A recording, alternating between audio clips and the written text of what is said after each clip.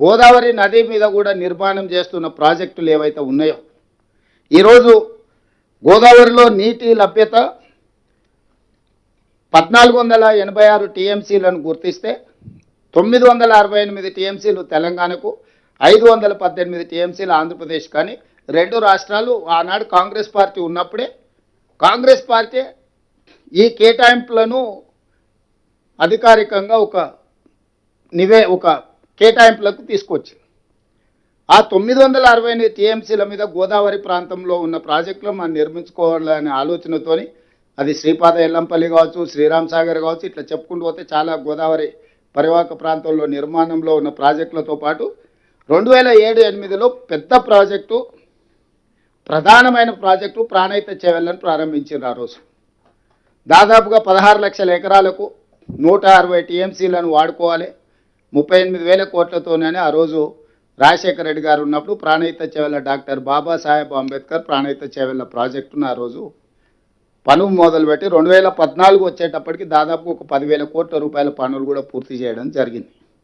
ఆ తర్వాత తెలంగాణ రాష్ట్రం వచ్చిన తర్వాత ప్రాజెక్టుల రీడిజైనింగ్ పేరు మీద తుమ్మిడిహెట్టి దగ్గర నిర్మించుకోవాల్సిన బ్యారేజీలను, అక్కడి నుంచి గ్రావిటీ ద్వారా తెచ్చుకోవాల్సిన నీళ్లను అన్నిటిని కూడా ప్రాజెక్టు రూపురేఖలు మార్చి ఊరు మార్చిండు, పేరు మార్చిండు, అంచనాలు మార్చిండు. 38,000 కోట్ల రూపాయలు నా అంచనా 1,50,000 కోట్లయింది. డాక్టర్ బాబాసాహెబ్ అంబేద్కర్ గారి పేరు మీద ఉన్న ప్రాజెక్టు కాస్త కాళేశ్వరం అయిపోయింది. తుమ్మిడిహెట్టి దగ్గర పనులు మొదలు పెట్టాల్సిన ప్రాజెక్టు మేడిగడ్డ, అన్నారం, సుందిల్ల ఈ ప్రాంతాలకు తరలిపోయింది.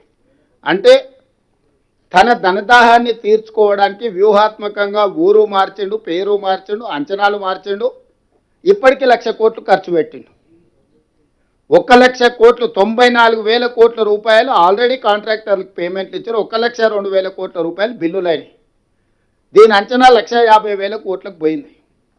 ఇంకా ప్రాజెక్టులో టెండర్లు పిలవాల్సినవి, ఇంకా పూర్తి చేయాల్సిన పనులు ఇంకొక 50,000 కోట్లకు మినిమం ఉంటాయి. అంటే దానికి ఒక ప్రాపర్ షేప్ ఆ ప్రాజెక్టు రావాలి అని అంటే కనీసంగా ఇంకొక 50,000 కోట్ల పనులను మళ్ళీ పిలిచాలి.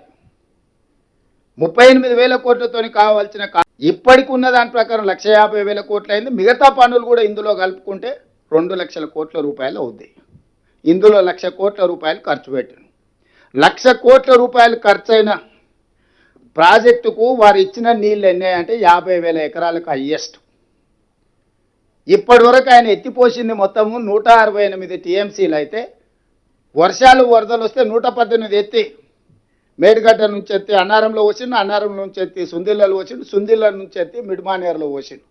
ఈ నీళ్లు పైకి వచ్చే లోపల పైన వర్షం వచ్చింది, అవి నిండా ఎక్కువైపోయి దాన్ని ఆపలేక గేట్లు తెరిచి మళ్ళీ అన్ని కలిపి సముద్రంలోకి వదిలేరు.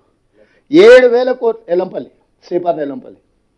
శ్రీపాద ఎల్లంపల్లి నుంచి ఆ గేట్లు ఎత్తితే ఈయన మొత్తం మేడిగడ్డ, అన్నారం, సుందిళ్ళ నుంచి ఎత్తి శ్రీపాద ఎల్లంపల్లిలో పోసిన నీళ్లు పైన వర్షం వచ్చి వరద రాగానే దాంట్లో నిలపలేక గేట్లు ఎత్తితే మళ్ళీ మొత్తం 118 టీఎంసీలు సముద్రంలోకి కలిసింది.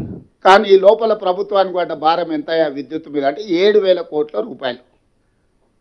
1,00,000 కోట్ల ఖర్చు, 7,000 కోట్ల కరెంటు బిల్లులు కడితే ఇచ్చిన ఎన్ని ఎకరాల కంటే 50,000 ఎకరాలకు నీళ్ళు ఇచ్చిండ్రు. ఇది చంద్రశేఖరరావు గారు 9.5 సంవత్సరాలలో గోదావరి బేసిన్ మీద సాధించిన ఘన విజయం. ఇక కట్టింది కూలింది నేను చెప్పాల్సిన పర్లేదు, నాకంటే మీకు అందరికీ పూర్తిగా అవగాహన ఉంది మేడిగడ్డ ఏమైంది వీటి. ఈరోజు ఈ ప్రాజెక్టును మనం సరైన విధంగా ముందుకు వెళ్ళాలి, దీన్ని ఏదో రకంగా దీన్ని ఉపయోగపడేటట్టు చేయాలనే ప్రయత్నం చేస్తే మన దగ్గర ఈరోజు నిధుల సమస్య, నీటి కేటాయింపుల సమస్య